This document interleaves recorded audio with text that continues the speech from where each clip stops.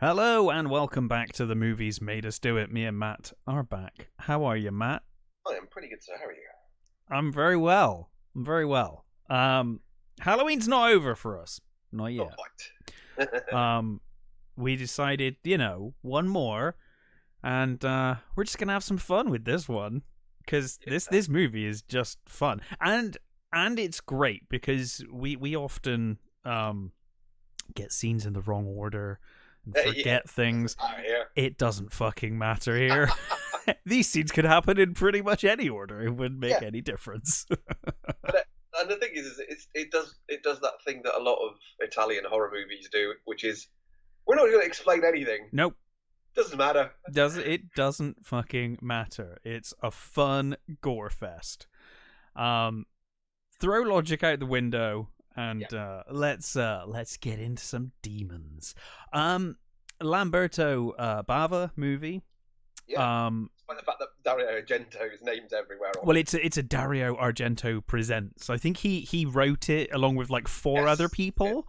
Yeah. But then when you watch the movie, you're like, I'm surprised anyone. It kind of feels like you made it up on the spot, to be honest. So I don't know how much input you kind of had. But Well, I mean, it feels like an Argento movie.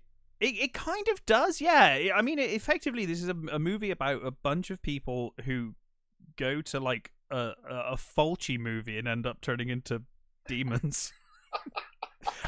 The first half of this movie is just people watching a different movie, which is really weird. But I guess we'll get into it.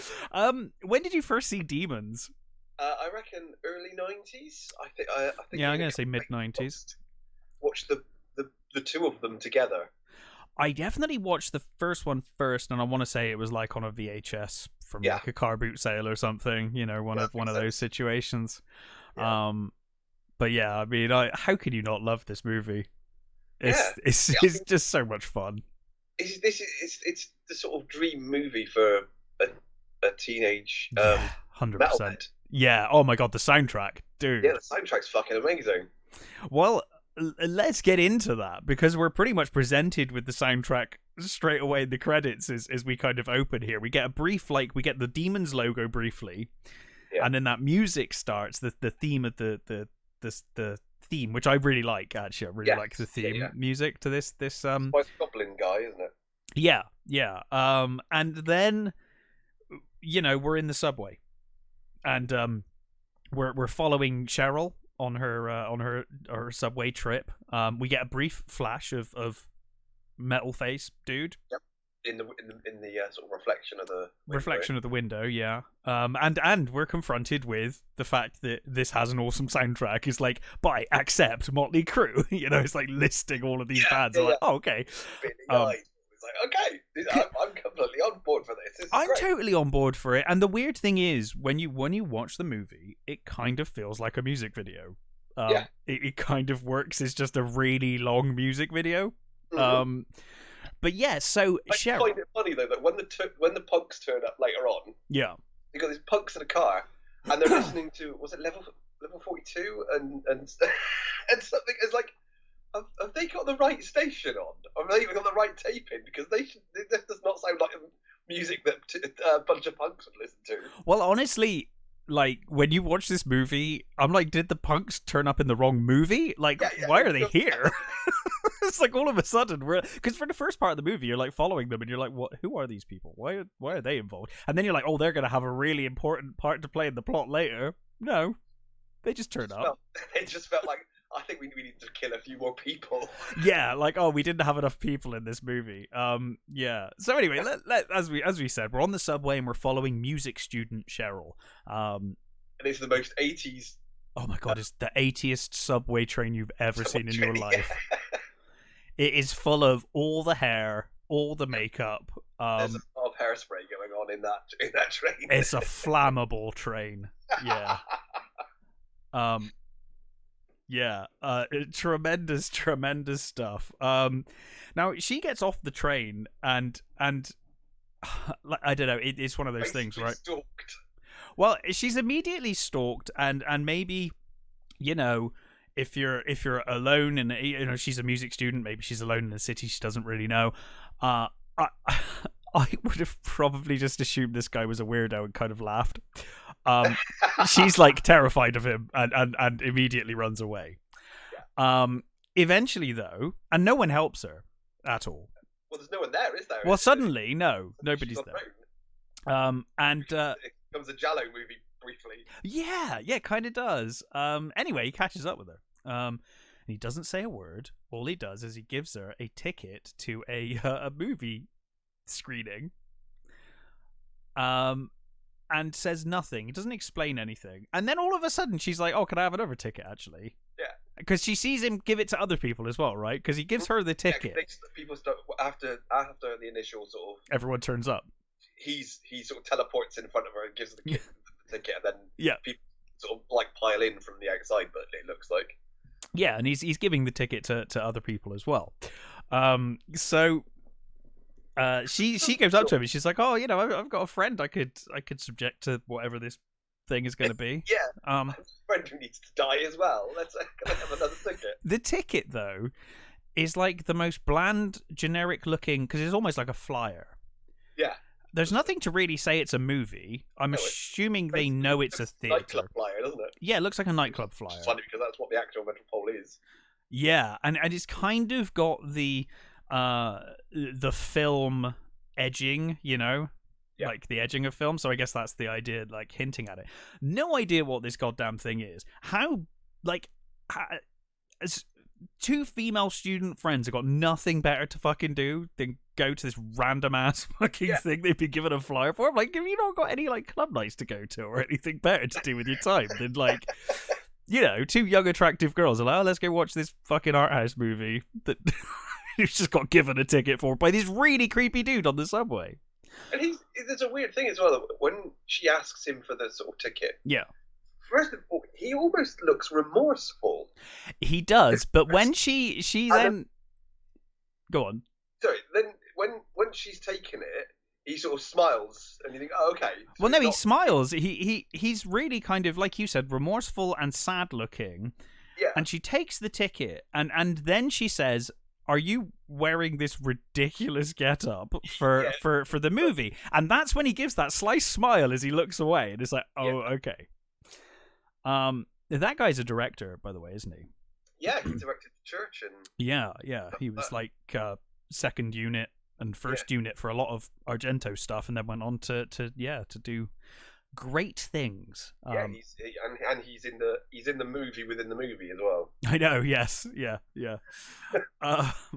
So anyway, Cheryl goes and she meets her classmate Kathy, who is like, her defining characteristic is that she really hates horror movies. Is that she's a whiner. She's a whiner and she really hates horror movies. Yeah. And she's like, as long as it's not a horror movie. Yeah. I was like, I'm pretty sure that it's out of luck. Cheryl's being a bit of a bitch here because Cheryl saw the man that gave her the flyer, and I think she could probably deduce from that. Yeah. From his skull metal face that he probably is. Could be a sci-fi movie. I mean, he does look sort of vaguely Mad Max. Oh yeah, all right, okay. No, I could buy that, but then I would say that I'm going to go out on a limb and say that Kathy would also hate Mad Max. I'm just going to throw it out there. I think I'm not sure. I'm not sure she'd be happy with anything, to be honest. Maybe she's just like, if we go to the theater, I won't have to speak to her for like an hour and a half. Won't have to listen to her whine. Just sit there and watch this movie in peace. Yeah, it's not a bad idea. She seems to be overjoyed with the sort of idea of cutting class, though. It's like, okay, yeah, that's the main thing, isn't it? It's like, we get to, but it's like you realize you can cut class and do anything else in the world. Yeah. Like, you don't have to go to this thing. But yeah, anyway, so they do. They go to the screening, and as they enter the screening, we're kind of introduced to the kind of key characters, right? Yeah. So we've got George and we've got Ken. Ken thinks that the bike is like the coolest fucking bike in the world. There's like this bike with like a punk on it, and he's got this katana. Well, it's like an art installation, I guess. It's like from Knight Riders. It's like it's it's Chekhov's. Yeah, it really is. It bike. really is. Yeah, it really is. And they're talking about how cool it is. Like, it's the coolest bike he's ever seen. And it's like just looks like a dirt bike. It looks like a generic dirt bike. He makes out. He makes out like a street hawk or something, you know? It's like, well, it's just a dirt bike, dude, but fine. There's a thing I haven't thought about for years. I think about this show all the time. This is what I always think about. So, you can tell, never trust a douchebag who's got his bloody jumper over his shoulders like that. No, that is the sign of a douchebag in the 80s. That's it. That's a clear indication right there. Rich douche. Yep. So we got we're introduced to my favourite character as well for obvious reasons. Your favourite character being Ingrid the Usherette, who is the biggest plot twist in this movie is that she's not evil. No, because the whole way through I'm like, she's, you know what I mean? Like, she clearly looks evil, and it turns out no. Every time you see her, she's sort of really evil looking. She's got this sort of like weird, almost smirk on her face. Yeah, all the time. It was kind of her outfit, and she's taking tickets. Yeah. Think, oh, she's going to be like really evil or something. It's like, no, she just somehow got a job there. How did that happen? And smiles evilly for no reason. Yeah. She's got like resting evil face. I don't know. She's absolutely stunning. Oh no, she's gorgeous. I just find it weird that the movie kind of hints that she's going to be evil the whole way through. Yeah, it's really odd that they sort of, and they kind of don't really do anything with her either. They do this with a bunch of characters though. Sort of in the background quite a lot. Because we meet Tony and and Ruth and the other girl. I forgot her name. No, Ruth's the wife, isn't it? It's Tony and no, it is Ruth. It's Rosemary. Sorry, Rosemary and Carmen. Yeah. And you're like the whole first half of the movie. I'm like, Tony is the man. Yeah. Like, they would all be dead if it wasn't for Tony. And you're like, okay, Tony is our protagonist. Tony's from another movie entirely as well. Tony's from a 70s blaxploitation He's just turned up from a blaxploitation movie. But he is like the hero. They would all be dead if it wasn't for Tony. And you kind of get to a point where you're like, hey, this is our man, right? And then he dies. You're like, oh no, I guess not. I guess George is now. Fine. The actress that played Ingrid, Nicolette Elmy, I think her name is. She was a child actor she was in like Deep Red. Oh, okay. And Flesh for Frankenstein. Ah. And she sort of took a break in the sort of late 70s or early 80s. Then she came back. And then she made a couple of more movies. And then she became a speech therapist. Oh, wow. Probably. So it's like, okay, she just gave it up and went into that. Well, fair enough. So yeah, on the way in, one of the girls, I think it's Rosemary, decides to oh no, actually no, first of all, don't we meet the blind man who's going to the cinema first? Oh yeah, Italian Harry Dean Stanton. For some reason he's blind and he's like, I'm gonna go watch a movie or not watch a movie and sit there and obnoxiously ask my daughter, I think girlfriend, it's his daughter, don't know, ask her to explain the movie to me. Yep. And like, God, how annoying would that be to everyone else who sat around you? She's just there to get off with her boyfriend. Yeah. Like in secret, as it were. It's like, okay. But he's just there the whole time. He creepily sort of... Werner is his name. In, doesn't he? Like, it is his daughter. According to these notes, it is his daughter, Liz. Yeah. And the whole movie is just like, Liz, what's going on? Liz! Yeah. Liz! But he's a sensible man, because he can tell, because he's blind. You know when you lose a sense, your other senses take over and you get stronger senses. So his sixth sense is like super strong, and he can tell just by touching the mask that the mask is evil. Yes, because he's got Italian plot armor, basically. Yeah, he's like, Liz, don't touch it, it's evil. And all the while he is touching it, but fine. Anyway, Rosemary wasn't there to hear that, and so she puts the mask on, having fun, because they're like, like you said, Tony's come from a blaxploitation movie. These other two are kind of almost punky rebel girls, but Rosemary puts it on. They're joking about and whatever, but it cuts her face as she takes it off. Sure, nothing will come of that, and that will be that. It'll be fine. It's all gonna be fine. Yeah. And then you've got the that dude and his wife. The racist husband and wife. Yeah, the racist husband who's like, it's our anniversary. Well, yeah, we're going to see a movie, all right? He's like, okay. Oh, he's just a dick immediately. He's a dick to everyone, including his wife. She's like, this is our anniversary and you've brought us to this fucking thing. Because I like to think as well that they all got given their ticket by Skullman. Yeah. So she must have been like, why are we doing this on our anniversary? And yeah, he's just like, tough shit. This is what we're doing. Taking you to a movie. And then we meet the young couple, Tommy and Hannah, who were just, cute young love. Yeah, they're there to make out, basically. They're there to make out, yeah, absolutely. Yeah, I think that's everyone that we care about. There's a running thing with lights and eyes in this as well. Yeah, I still love that shot when they're coming up the steps. Up at the very beginning, you get up from the tunnel, it looks like eyes, and then you get the car lights at some point that look like eyes, and then of course you get the actual eyes. Yeah, which actually looks really cool, that shot when they come up the steps with the lights in the eyes. That's a really cool. I mean, it's the poster, so it is. Yeah, it's the icon. It's a really iconic scene.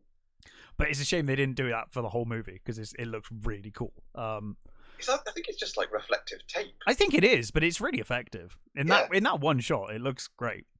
But anyway, they all go into the theater, and there's not many people there, but considering some weird guy in a skull metal face went up to people and just chucked a ticket in their face, they've got quite a few people have turned up. Surprising amount of people have turned up. And of course they sit down, and George and Ken are just sleazing all over Kathy and Cheryl. And of course they sit next to them immediately. Cheryl does sort of seem to be into it. Well, Kathy's into it as well, though. Kathy's into it and shows Cheryl that she's into it, but acts like a complete bitch to George and Ken.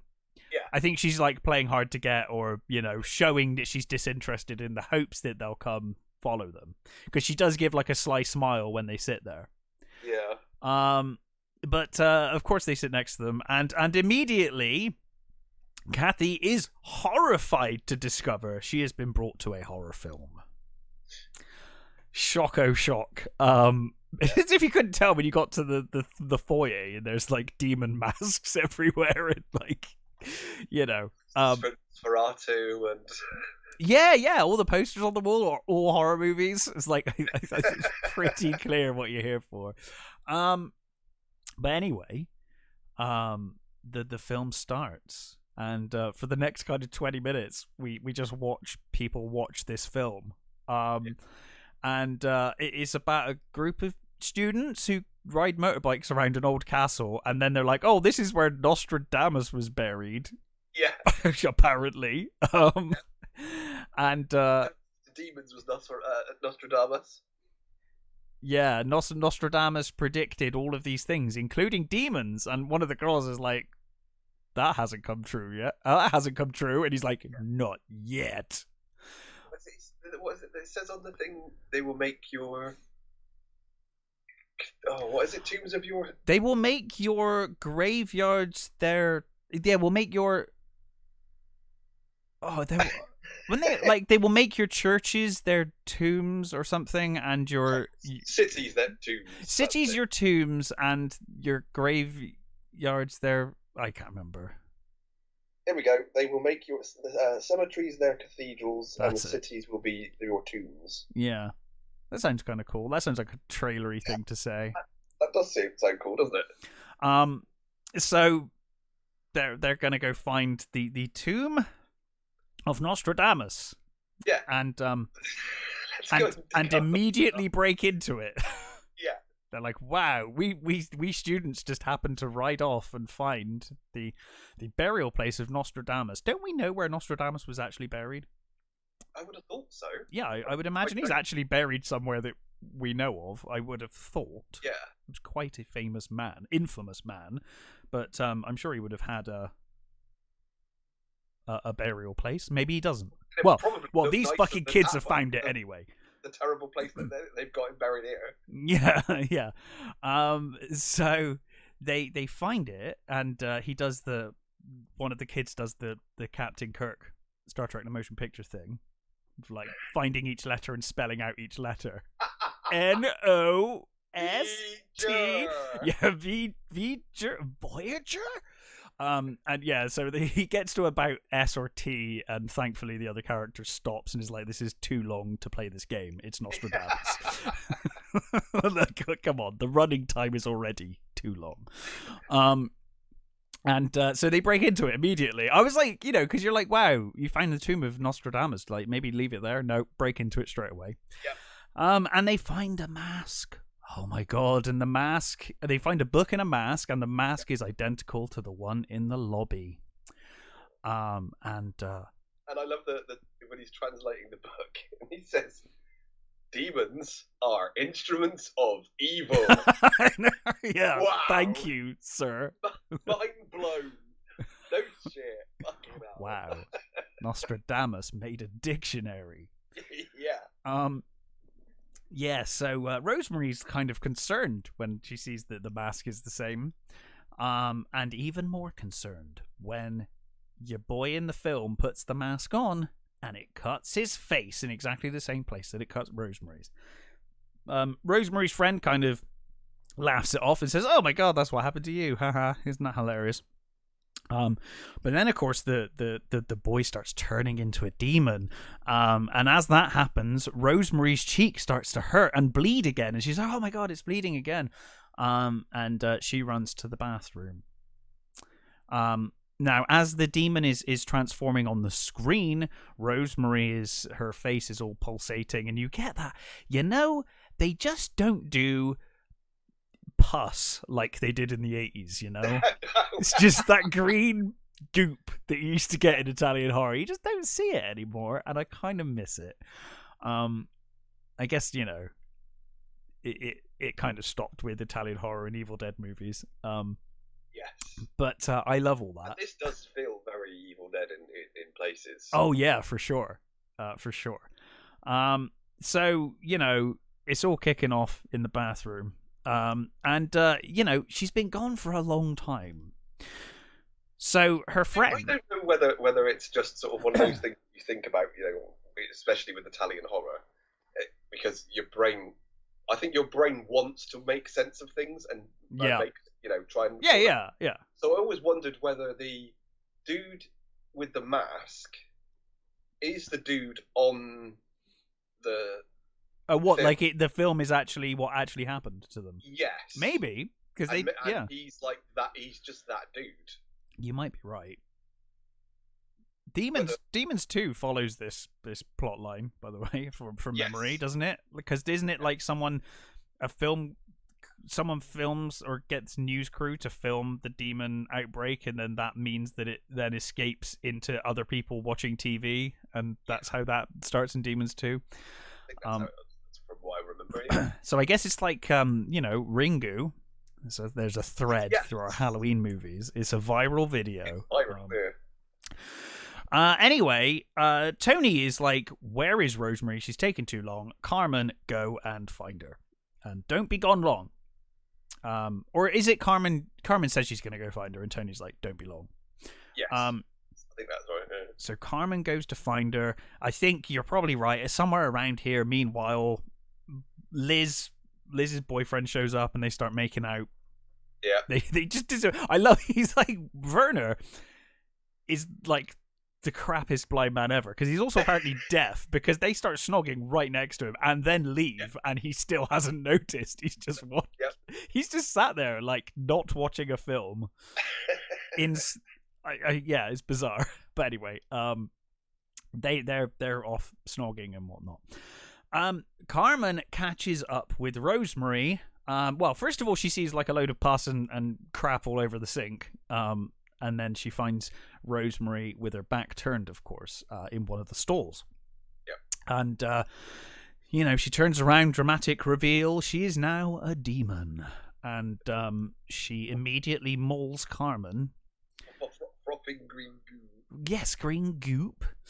And Carmen is like, well, I don't know. I want to say she was probably fatally mauled by Rosemary, but it takes forever for her to die. So she just wanders around with this gaping neck wound, crying, and she's on the other side of the screen, right? She finds the other side of the screen, and she's like pushing on the screen, and no one notices this for absolutely ages. It takes ages for anybody to go, hey, there's something on the screen. Why is the screen juddering like that?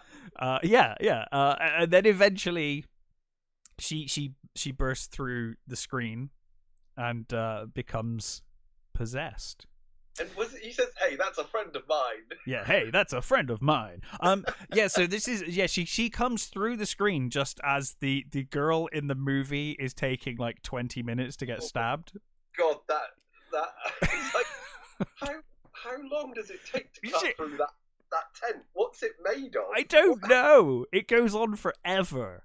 She's just screaming forever. And then anyway, she comes through the movie screen all possessed, and she starts just hacking people up, and everyone's horrified, and they all crowd around her, and this is where we get our first like full transformation, right? She get the teeth and everything in this one. I love how everyone just stands there waiting for this transformation to take place. I would have been out the fucking door by now. I'd have been like, nope. That's another thing of the whole movie. Everybody they just stand there. It's like, oh, I need to watch this before. Just to make sure that they're going to turn into a demon. I want to see the whole thing before I make a decision. Yeah, it's like running away. It's like Super Sentai or like Power Rangers.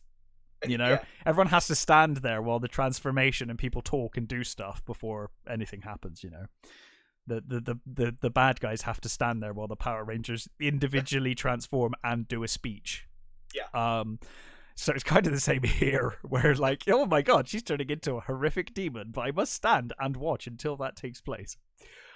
Anyway, she transforms, and kills Frank, who was an asshole anyway, so no one cares. Well, the wife cares for some reason. I don't really know why. Oh, well, I guess it's just Ruth is upset. And now will spend the rest of her life just complaining about Frank being dead. So yeah, Frank's now dead.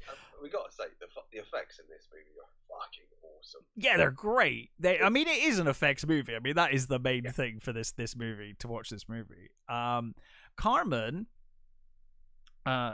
strangles Liz, who was getting off with dude. Well, she strangles the dude as well, right? And then kills her, because like, aren't they still getting off with each other when she starts strangling him and she's still kissing him? And then eventually she kills Liz, she strangles Liz, and then for some reason she gouges out the blind man's eyes. Yes, which is an odd thing, but fine. I mean, it looks fucking awesome. I mean, it looks awesome, but it's like you'd normally gouge someone's working eyes out. Yeah. It's like they already didn't work. Like that for that one. It would have been really funny if after that he could see. It's like, oh my god, I'm cured. I'm cured. I've got no eyeballs, but I'm cured. Yeah.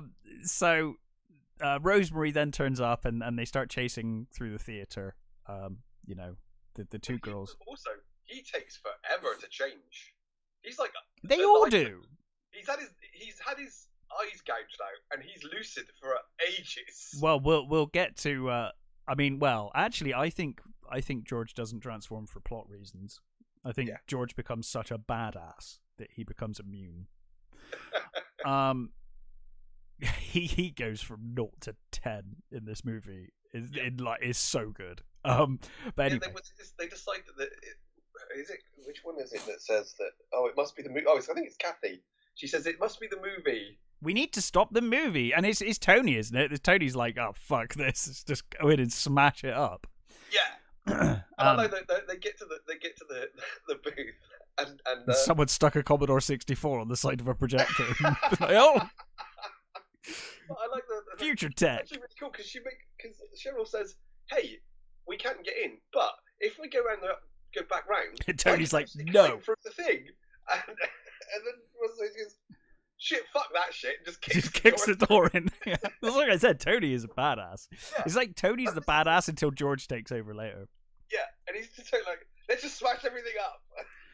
Smash everything. Just break it all. And yeah, they do. They smash the crap out of it. And until the video finally stops in the main room.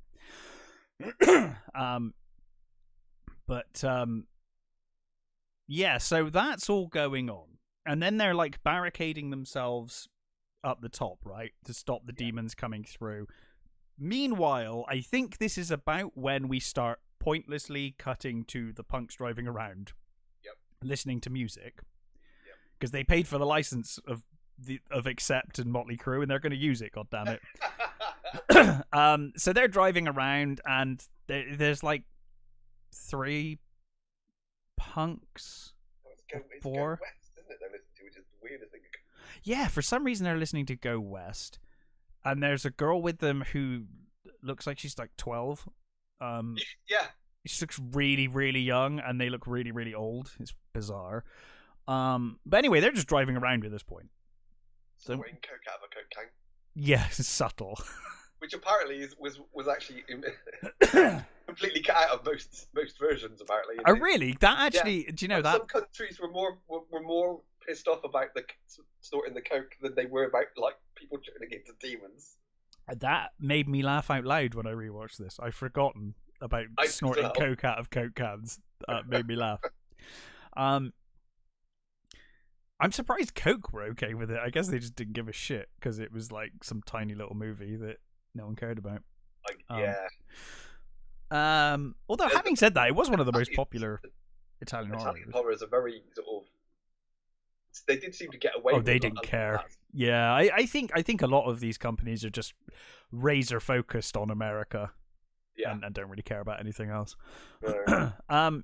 Because I'm pretty sure they are actually just straight up Coke cans. It's not like they've redesigned the can to be something else. It's like, no, it's just Coke cans. But anyway, they're driving around, having a great time. One of them. Well, actually, they don't seem to be having a great time. Well, one of them starts like using a razor against that girl's breast, and she seems horrified, but then she starts enjoying it or something. Yeah, sort of cleaning up because they smell the coke, don't they? They are suitably gross. These punks. They're all like sweaty and disgusting. Actually, everyone is in this movie pretty much, but you know, everyone's very sweaty in this film. And if they're not sweaty, they are sweaty now at this point. Yeah, yeah. So anyway, we also forgot to say that when they were running away from Rosemary, they tried to get to the entrance. Oh yeah, they found it. It's all walls. It takes them forever to get through these doors. Yeah, they've been walled in, and they're like, "This doesn't make any sense." They trap Rosemary in a cupboard or something, and put a vending machine over the door. Yes. Tony, my boy, unfortunately perishes. His Liz bites his leg, and then Frank vomits all over Hannah. Yeah. So the demons are kind of coming up. They're trying to stop them coming up, but you know, they come up anyway. The punks are some cops tried to pull the punks over. Yeah. The punks drive off. They're trying to break into a car, aren't they? Sorry, they eventually pull up next to the theater. They can hear something going on inside, but why would they give a shit? They get the cops try to pull them up. Yeah, I think they pull up next to the theater. They hear something inside because the girl's like, I can hear something, and the punk's like, who gives a shit? Then they go to steal a car around the corner, and the cops pull over as they're trying to break into this car. And then they run back towards their car at the side of the theater, I think. Well, all I remember is they run down the cop says, "Hey," he's like, I'll shoot," and he says, "Hey, it's okay." They're going down a blind alley. Yeah, which is actually funny because what happens? Because Blind Man comes out. Yeah. Yeah. So he is now possessed, is Werner, and he sneaks out. So apparently this demon wall only exists for humans, I guess, and for demons he can get out. Of course, it lets them in. It lets the punks in.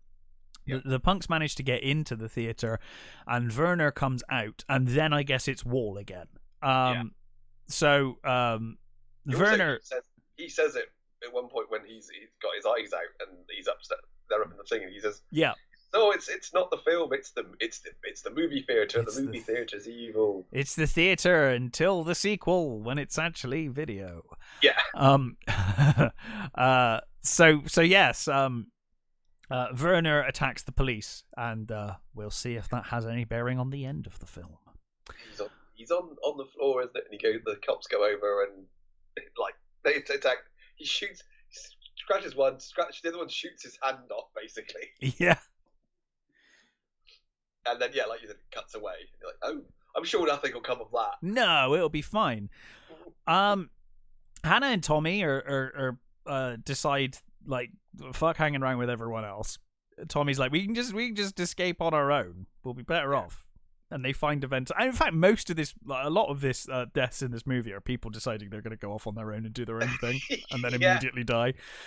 These two decide they're going to crawl out of a ventilation shaft. Not the worst idea, actually. They think, because presumably vents go somewhere. They're following the ventilation shaft, and Tommy's constantly like, "Can you hear that? I can hear claws." And I think we're meant to believe that it's one of the girls. I think probably Rosemary is the implication, because you see the claws and they're like, "Oh my god, Rosemary is after them." Yeah. But of course it's not. It's Hannah, who has been transformed since being puked all over by Frank. They turn a corner and he's like, "Oh, you go first." And then of course we see that she is now a demon and she kills him. And Tommy dies. Sad. Yeah, everyone was sad. So the punks are there. They moved the vending machine that was used to keep Rosemary in her room. And the survivors hear the punks and immediately are like, "Take the barricades down." And I think one of is it like Ken is just like, "What the fuck are you doing? Like, why are you doing this? Someone's got us help." It's like, okay. But sure. how can they tell the difference between the demons and these punks? Like, it's like you can hear noise outside and you just assume it's help. Like, okay.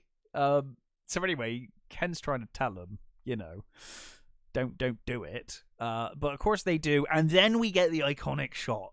Is when they're coming up the stairs with the demon eyes. They also break through the wall as well.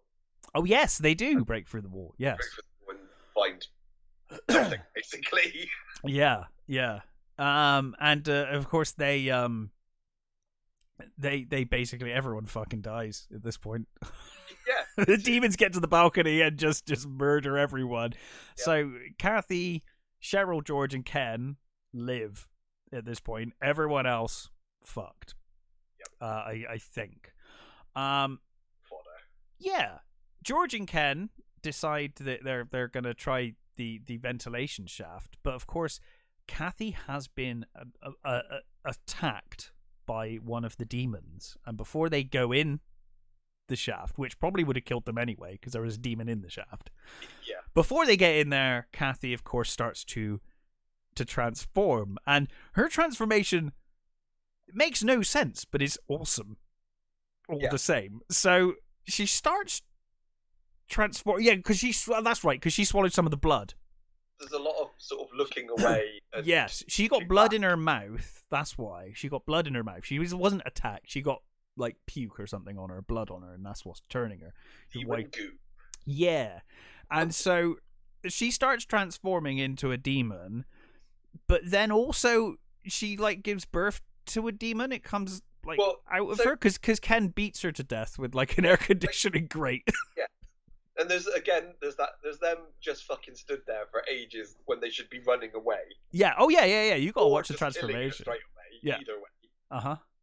And he bashes her to death, basically bashes her brains in with was it a fire hydrant or something? Yeah, or I thought it was like a grate. It's like an air conditioning grate, because I think they were getting into the shafts, right? I think it's one of the ventilation shaft grates, and you just start smashing her with it until she's dead. And then they stand there and go, "Hey, look at her back." I'd be like, just leave. Yeah, just run away. Just run away, guys. She's fucking still there. What the fuck? Her back erupts and like full-on demon comes out. But they stand there long enough for a demon for Kathy to fully give birth out of her back to a full-grown demon, and then attack Ken. Yep. So, like, Ken just stood there the whole time that this was going on, up until the point that it rakes him across the chest, and he's got these massive slash marks. So then they run. It's such a cool thing, but it's like, what the hell is that? Why did that happen? Yeah, why did anything in this movie happen? I mean, this is. I mean, if people haven't watched a lot of Italian horror movies, this sort of thing, like a lot, like things never being explained or questioned, happens a lot. Things just happen. Yeah. Just deal with it, you know. There's a lot more sort of dream horror in sort of Italian. Yes, this one doesn't feel very dreamy. Sorry? This one doesn't feel so dreamy. It's just weird. No, it doesn't have that sort of weird filter that a lot of Italian movies have. Yeah, because you're right. A lot of them. That's what I really love about Italian horror is a lot of that dreamy feel. Yeah. Which you don't quite get so much in this one. No. But anyway, they run away and they run out to the foyer, and Ken is like, I'm not going to turn into a demon. You must. He's like, you must kill me now with this katana. He grabs the sword and he's like, you must use this sword to kill me. And of course, George doesn't want to do that. No, because that would be doing something useful. Yeah. Plus, I'm sure this katana is just a prop. It's not a real katana. It's not going to actually do any real damage. But anyway, he transforms, and of course, George kills him with the katana, which turns out is real. Or it's a very sharp prop, because it works. That's amazingly well. You presume you can not see it. And a really cool blood trail. Yeah, and then upon seeing Ken turn into a demon and having to kill him, George becomes the ultimate badass. Yeah. Because Cheryl's run away, right? And she gets stuck in the lobby. No, not in the lobby. She gets stuck back in the theater, doesn't she? Yeah. And all the demons are coming in, and then George, just because also the bike fully gassed, of course, he rides down through the theater along. He actually rides over the seats. Yeah, something like that. He like rides the bike over. It's an awesome like stunt. Whoever did it, it looks great. Yeah. But yeah, so he basically rides down, sword in hand, and just fucking kills everyone. He picks up Cheryl, puts her on the back, and just drives around with a katana, murdering demons left, right, and center. Yeah, and what is it? Accept, is it? Yeah, I think it's Accept, yeah. Yeah, and it's just like, wow, that's... Badass. It's absolutely badass. So badass, yeah. And it completely comes out of nowhere. Well, I mean, not the whole lot. I mean, obviously, that's what they've been setting up. Yeah. All along, because like I said, it's Chekhov's bike and sword. It really is. You don't really expect it to be that fucking cool. I don't think. Because George has been nothing. George has been nothing special up until this point, and he's been wearing a shirt up until this point. Now his shirt gets ripped off, and he is muscly as fuck. Sword, katana in hand, riding a bike like a stunt pro, and just annihilating everyone. Yeah. Oh, sorry, the punks fucking die as well. Forgot about that. They died. Oh yeah. they turned up to die. First of all, she dies first, right? Girl goes. Yeah, she goes in. She for some reason gets. She wants to put lipstick on. Yeah, she sort of like gets distracted by a mirror and goes and puts lipstick on, and then she gets basically attacked. Yeah. The punks, they do go. They go back together. Yeah. They go back to help her. Which I didn't think they were going to do, because they've been pretty brutal so far. Yeah, they've been complete assholes. But so like I have to question that the punks meant nothing, right? No. And this is just one of those things. It just happens. These punks turn up. They don't help in any way, solve anything, do anything. They don't really beat the main people at all. No. They're the reason that people start breaking down the barricades. But the demons get in regardless, so it didn't really matter anyway. No. And they just turn up to die. So they're dead, and they're also now demons. And then a helicopter crashes through the ceiling, Yeah. That. I love that. It's so good. It's like they wrote themselves into a corner. They were like, "How do they get out though?" Because it's walled up. And someone in the writers' room, probably Argento, was like, "Helicopter crashed through the ceiling." Yeah, we're just gonna drop a helicopter on them. And is that all right? Yeah, why not? Cheryl's like, "What's that noise? Why is that?" And then helicopter. The helicopter burst through the ceiling. It's so fucking cool. It's great. It's like, what the fuck? Well, like, it's one of those, like, okay, I guess, like, we do discover shortly that the whole city is overrun with demons, or at least this whole area. Yeah. So I guess it's meant to be that, but it's like, this only just happened, so now somehow people were in the sky turned into demons, or someone got attacked somehow by a demon while in a helicopter, and then the helicopter's crashed through... Yes? I don't know. But anyway, now there's a fucking hole in the ceiling.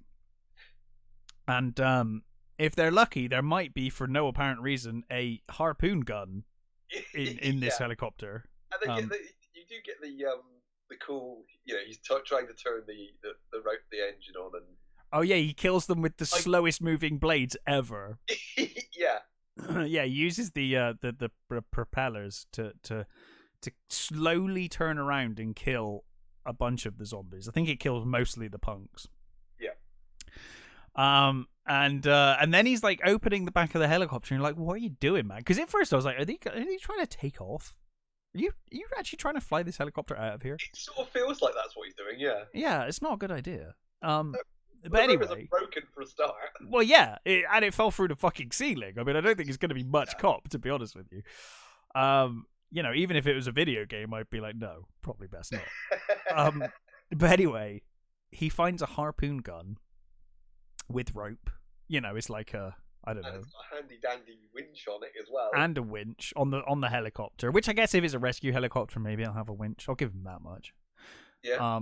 But the harpoon gun thing, I'm like, well, okay. But anyway, he shoots that up to the ceiling, and this is going to be probably our shortest episode ever. Yeah. We're under an hour at the moment. I think we can make this go an hour. Don't worry, we can talk shit.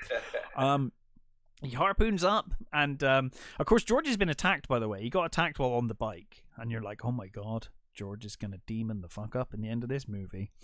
And they manage to winch themselves up. Old George and Cheryl, they get to the top, and then Metal Mask Dude turns up and he starts attacking them. And George manages to push the Metal Man's face into some rebar, and it goes through his eyes. And I almost feel sorry for Metal Man in this part, because he's like, oh no, because it takes ages as well. He's like trying really hard not to go through the rebar, but so he's dead. And and then they make a startling discovery as Cheryl looks across the city skyline, thinking they're safe. She sees a man in his bathroom, and he is a demon. The demonic infection has spread citywide, which is presumably, but not exclusively, why this helicopter fell through the roof. We don't really know why. We'll give them the benefit of the doubt and say it was because of this, but it could have just happened anyway. Who knows? It's just the kind of thing that happens sometimes. You should also mention that this is in Berlin for some reason.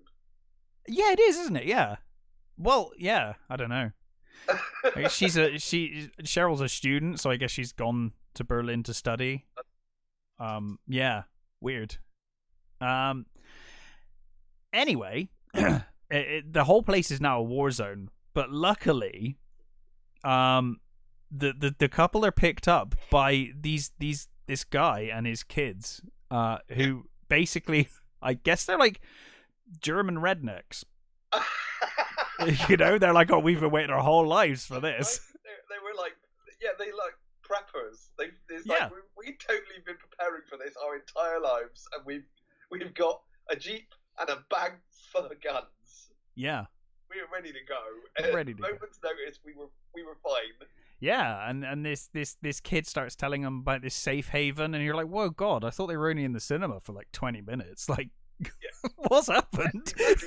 Not only has there been a demonic invasion the whole time they were in the cinema, like the hour long they were in the cinema, but also they now know of safe camps outside of the city. Yeah. It's like, wow.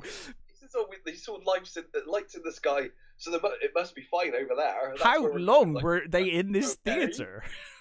Yeah. How long were they in this theater that all of this has happened? So anyway, it could be longer than we thought. I mean, I guess time has no meaning. Yeah. But Nostradamus, he did say that one day Berlin would be taken over by demons. So absolutely, it's another one of his predictions has come true. Quite vividly, yeah. His predictions. He was very specific about it.